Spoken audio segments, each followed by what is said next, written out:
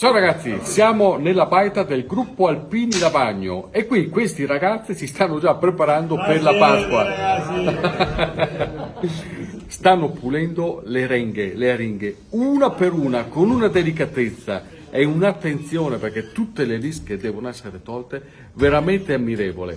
Ma trattea così anche vostre mogli? Nessuno risponde. Qualche spina rimane.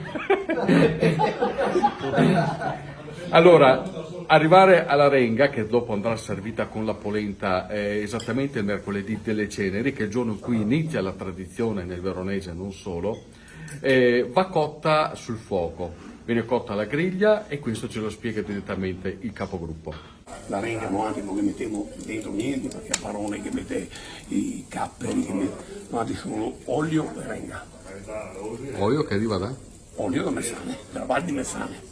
Qua che tu ragazzi, qua che va in cerca i cauli di scimmie, i fa raccolta per altri, gli ha messo a disposizione torte d'oliva, Silvano e ne ha fatto l'olio, visto che stanno venendo l'olio.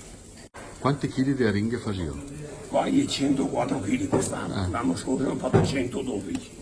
Dopo la cottura partono le mani di fata dei nostri amici e qui, come dicevo, tutto viene pulito meticolosamente prima di essere messo nell'olio perché lì è uno dei segreti per rendere più buona la carne di questo pesce. Mediamente una volta ogni giorno, ogni 2 giorni viene mescolata perché anche quella sotto sennò praticamente non prende il gusto dell'olio. Certo. E per quanto tempo bisogna continuare? 15 giorni sarebbe ideale. 15 giorni? Sì, 15 giorni, ma volendo anche dopo 4 giorni già buona, solo che praticamente più macera meglio praticamente. Ecco, questo siamo quasi, vedi che è già macerata bene. Poi si procede all'invasettamento fino ad arrivare al momento finalmente dell'assaggio. Ascolta Silvano, e dopo questa renga dove va venduta? Questa renga è qua per questa baita, per i nostri soci, che purtroppo non sono qua che ci aiutano, però stanno lavorando per la loro famiglia. Ah, ho capito. E ricavato? È ricavato quel che rimane, viene sempre dato in Beneficenza. Ascolta, però qua io vedo la polenta.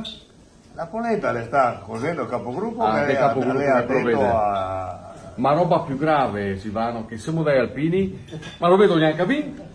Perché se tiriamo fuori il ding adesso, se non riesci che te mai. Giusto. Bisogna stare sobri. Dopo, Ma dopo che pensiamo recupereremo tutto dopo. Grazie ragazzi, segnatevi questa data, mercoledì 6 marzo qui a Lavagno c'è la festa della renga, quella che appulio i nostri ragazzi qua. Ah che bei! Ciao ragazzi, ciao a tutti! Ciao! E viva la renga anche!